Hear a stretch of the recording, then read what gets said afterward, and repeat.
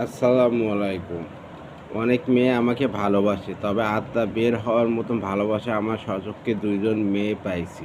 ১ম মেয়েটার নাম ফারিয়া এবং ২য় জনের নাম বলব না। কারণ তার এখনো বিয়ে হয়নি।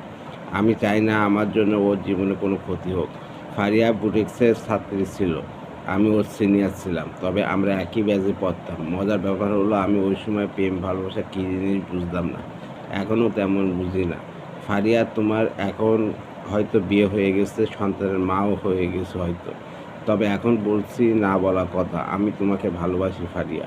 এইটুকু বলার জন্য আমার পোস্ট। একটা কথা বলি, তুমি আমার কাছে এসো না, বরং দূরে থেকে সুখে শান্তিতে থাকো। এই দোয়া করি। আমি মনে করি যাকে ভালোবাসতে হয় তাকে বিয়ে করতে নেই। এতে ভালোবাসা আগের মতো থাকে না। দ্বিতীয় জনের নাম প্রকাশ করার সময় এখনো হয়নি। আরেকদিন বলবো। বললে ওর ক্ষতি হবে। আজকাল না, ওকে বাই।